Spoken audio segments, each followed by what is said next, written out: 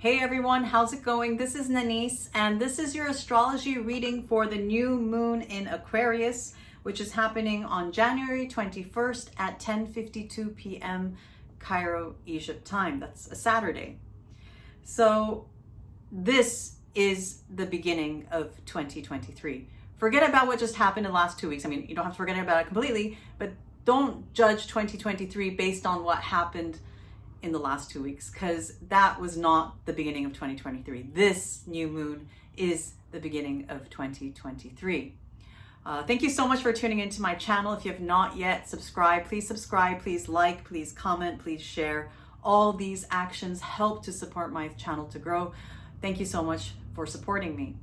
So I also have a special announcement to make. I will be hosting a retreat at RD Dashur on February 9th, 10th, and 11th.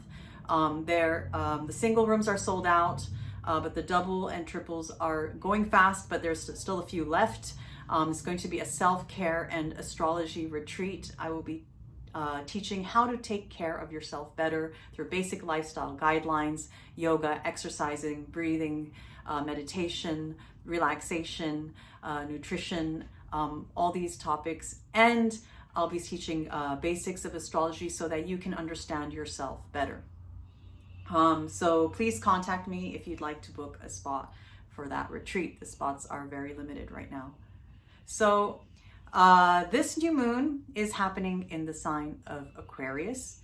And this means that it is an intellectual sign. It is a communicative sign. It's a social and humanitarian sign. So these topics will be highlighted around this new moon.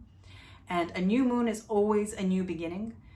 The themes are going to start developing over the next lunar month, which is the next 28 days. It's going to be about whatever happens now, or in whatever happens around the time of this new moon. And so I feel it's going to be a very positive one. We're going to be feeling very hopeful and expansive, and it's going to be prosperous, and it's going to be good, because it's going to be making a harmonious aspect to the planet Jupiter, and we usually like those kind of aspects to Jupiter. We find them pleasant. So it's going to be a pleasant lunar month, and there's going to be some frustrations perhaps surrounding love, relationships, romance, things we value, things surrounding money or currency or women or children as well, because Venus is conjunct Saturn, and that tells me it's not a bad thing, but it means that we need to exercise patience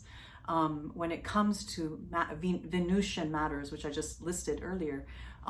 All these things, relationships and women and money and children and all these things that we love and find pleasant, we're going to need to maybe delay our gratification, and we will be, God willing, rewarded for that later on if we can hold back. And I feel that would be we'll enjoy the process of this next lunar month more, and we may benefit as well, because Saturn is likes to delay things but doesn't deny or necessarily denies, especially if we can be on good behavior.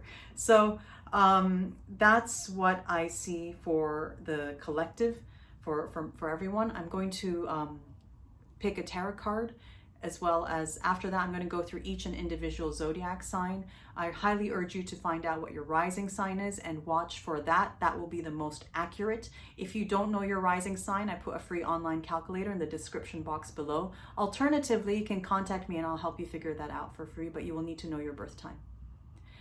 So the card that I got for this new moon in Aquarius is the Prince of Wands.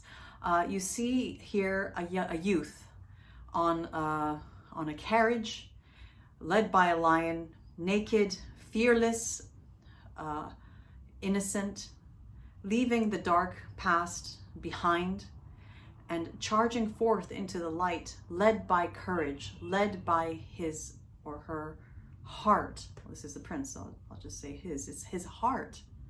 He is charging forth with open arms, welcoming the future,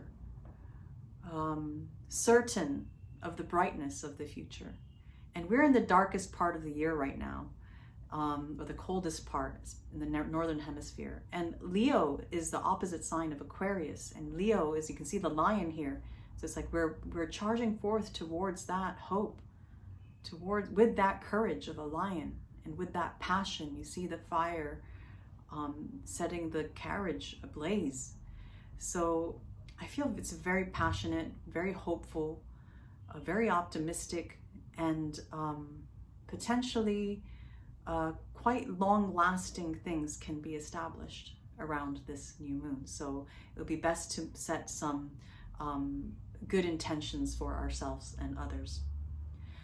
So that's what I have for the card reading. I'm going to go through each individual zodiac sign now, starting from Aries. This new moon is happening in your 11th house of aspirations, futures, the hopes for the future, colleagues, friends, benefactors, social groups. So I feel that you're going to be starting a new beginning having to do with social groups, and it's going to benefit you in the future.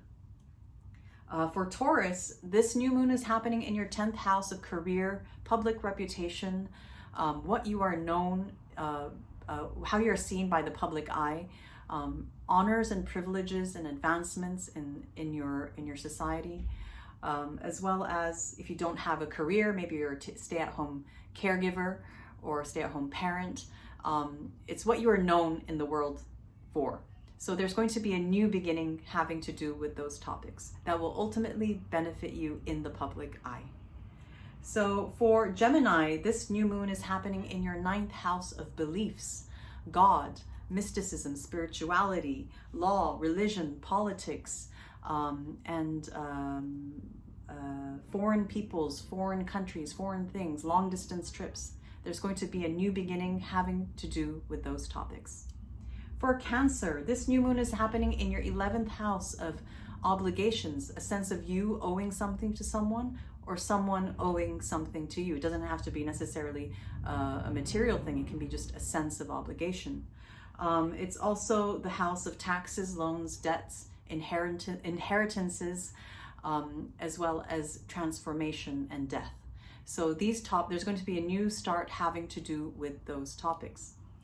For Leo, this new moon is happening in your 7th house of relationships, one-on-one relationships, spouse, clients, and business partnerships, romantic partnerships, any one-on-one relationship. There's going to be a new beginning having to do with those topics. And you're going to be feeling it a lot stronger than other signs because it's happening in a very potent part of the chart for you. And there's going to be some seriousness surrounding the things that you value and the relationships in your life. For Virgo, this new moon is happening in your 6th house of selfless service, daily routines, hard work, toil, labor, and your everyday routine. I think I said everyday routine. I said that. Daily routines, and as well as sickness, as well as small animals. So there's going to be a new beginning having to do with those topics. For Libra, this new moon is happening in your 5th house of creativity, children, recreation, the arts, hobbies. There's going to be a new beginning, a very beneficial one that you're going to enjoy, and perhaps one that you're going to get serious about, having to do with those topics. So for Scorpio, this new moon is happening in your 4th house of your foundations, home, family, roots, ancestry, parents, your private life. There's going to be a new beginning surrounding those topics, and Scorpios may feel it a little stronger than other signs since it's happening in a very potent part of the chart for you. For Sagittarius, this new moon is happening in your 3rd house of siblings, extended family, aunts, uncles, cousins, neighbors, reading, writing, teaching, communicating, the life of the mind, journaling, as well as short distance trips. So there's going to be a new beginning having to do with those topics. For Capricorn, this new moon is happening in your 2nd house of personal movable possessions, money, your skill and your time set. So there's going to be a new beginning surrounding those topics. For Aquarius, this new moon is going to be felt particularly strongly because it's happening in the most personal part of the chart for you, the first house. So this new moon is really greatly going to affect your life, at least for the next while, your life direction.